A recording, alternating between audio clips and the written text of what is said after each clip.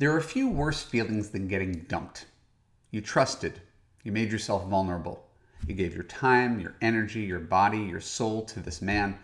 You bent over backwards to compromise, to listen, to communicate, to continue to work on your relationship, and still he saw fit to end it. All people are different and all relationships have their unique downfalls, but in this Love You podcast, I want to explain to you in general what men are thinking before they break up with you. A not so surprising note for regular listeners. It's not that different than what you're thinking when you break up with a man. Stick around.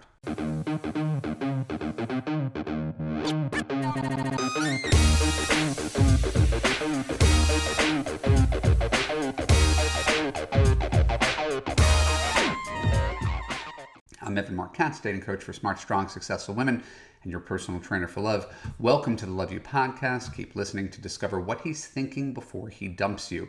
When we're done, I'll let you know how you can apply to Love You to create a passionate relationship that makes you feel safe, heard, and understood. My story, briefly. I was 31 years old, and I was deeply in love, whatever that means. Deeply in love with a 38-year-old woman who seemed perfect for me. Certainly on paper, but also in my heart. I felt it. I had the you just know feeling. She, East Coast, Jewish, Ivy League graduate, six-figure career built over 17 years at the same company, owned her own condo in Santa Monica, on the board of multiple charities. Smart, silly, really good person. Nothing bad to say about her to this day. And that's the way I felt about her years ago, and I still see what I saw in her when I met her. And we fell in love fast, and I was never more excited and nervous about my future. After a lifetime of searching, right? Being single, being the single guy, identifying as the single guy, writing books about being the single guy, I finally found someone on my wavelength that I really connected with. And the problem was that as she got to know me better, she discovered she had some problems with me. Right, this was my problem. It became her problem. But we dove into the pool. We were really, really excited. And as time wore on, she discovered she liked me less. Yep. And because she was so wonderful, really, she was sensitive to the barrage of criticism that I told her that I had from previous girlfriends. So in other words, when my girlfriend started having second thoughts about me and diving into this intense relationship, she chose not to tell me about her second thoughts, class act that she was, until I invited her for this really luxurious vacation to Las Vegas, and we were about to board a plane. And that's when she said she needed time to think, needed some space for me to not contact her. And so I didn't have much choice but to give it to her. So I went to Vegas without her, but I was a total wreck. Really, I had zero fun. All I could do was obsess about what I did wrong, how I could get my girlfriend back, how I could make things right, how I could convince her that I was the one. And again, it feels like a former life because I'm in a very happy marriage and I come from a place of confidence, but I had the same feeling that everybody else has felt before, of this whole thing slipping away and wondering what I could do about it. And as you know, if you have to beg someone to see the best in you, you've pretty much already lost the battle. So her taking a break was really just a prelude to what I knew was coming, which was to break up. And that's what she did when I returned home from Las Vegas. I probably spent 3 hours in her place talking to her, crying, pleading, hoping she would give me some sort of second chance or give me something I could to actionably learn about. But it was mostly just her being kind enough to let me vent and give me a sense of closure. There was no reopening that relationship.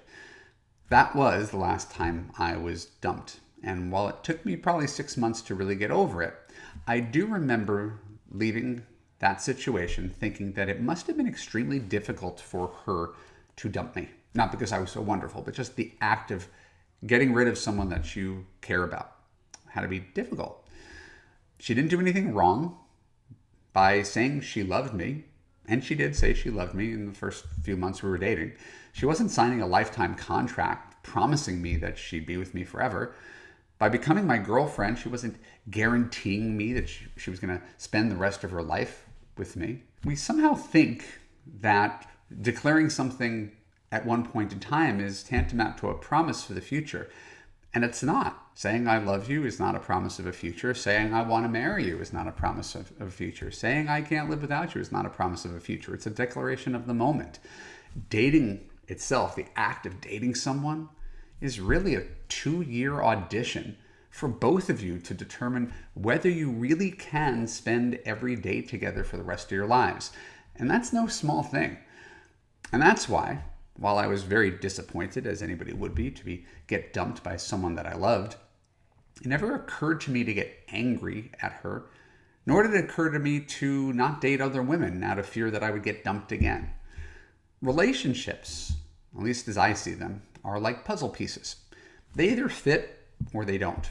And there's not much value in trying to force a puzzle piece into another one that doesn't fit, the square peg in the round hole. And this is what we do in relationships. We try to fit a square peg in the round hole instead of saying, oh, well, okay, for whatever reason, these two pieces don't fit. We don't have to blame anybody. So while I don't think it's easy to be dumped, it's brutal to get dumped. I think in general, at least my experience with being dumped, the one I'm alluding to, it's important to assume positive intent and consider how hard it is to do the dumping if you're really trying to understand what he's thinking. The last relationship I had before I met my wife was a really good one. She was nothing like the woman I just described. She was an actress. She was doing odd jobs, kind of finding her way through the jungle that was Hollywood. But she was fun, and she was funny, and she was family-oriented and silly, and she completely reset my vision of what I thought I was looking for and how easy a relationship could be. I had a healthier relationship with this woman of 8 months than the one that dumped me, which burned bright hot and flamed out pretty fast. The only reason I didn't see it through was because she wasn't a full-grown woman, in my opinion. I was 34. I didn't want to be her mentor. I wanted to be with a peer. I wanted to be with a woman who was ready to get married, start a family right then. So even though our relationship was great, and I was perfectly content and happy within the relationship, I knew I had to break up with her. And I remember it vividly. I did it almost at this time 14 years ago, I think. I mean, it was because it was around my birthday. So I remember it quite vividly. And I remember how unfortunate I found the whole thing. That was the only adjective I could use. This whole thing's just unfortunate. I remember thinking how there was nothing wrong with her, how she couldn't have done anything differently, how she couldn't have seen it coming, how lucky I was to be with her, how she accepted me as I was, how I wasn't positive I was even making the right decision, how I really wanted to stay in life as friends. I really wanted to keep her around. These are all the things I was thinking as I broke up with her. By the end of breaking up with her, I was crying because I knew I was ending something really good just because I didn't think it had the capacity to be great. But when you're the person who's doing the dumping, you know there's nothing wrong with the person that you're breaking up with. You just came to the really sad conclusion that despite your genuine love and affection and the time you spent together, you're not going to be wholly satisfied in the long run. So you have to pull the Band-Aid off no matter how much it hurts. Which is to say that getting dumped feels painful, right? Actually feels personal, like some sort of attack. But it's not at all personal. It's someone just acknowledging that your two puzzle pieces aren't fitting, despite the fact that you really wanted it to and were hoping that it would. And that's the other thing that gets lost in breakups. This decision to break up with you isn't some sort of decision he made on a whim. He's not making it swiftly or arbitrarily. This is something that he's been agonizing about for months because presumably, he's a decent guy who gets no pleasure out of hurting someone that he loves. So as the person who's getting dumped, you have to hold these two contradictory emotions in your head simultaneously. First, you can be sad because someone else determined that he no longer wants to be in a relationship with you. And you can be angry because your intern quit the job and moved on to another company where he felt he'd be happier.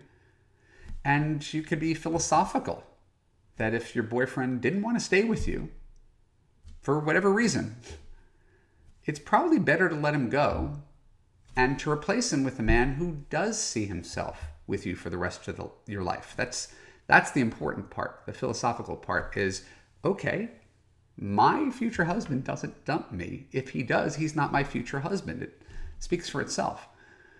So if you're listening to this thinking about breakups, reeling from a breakup, struggling to let him go, and tempted to try to make him want to stay with you, consider the two consequences of making a guy want to stay with you after he's dumped you.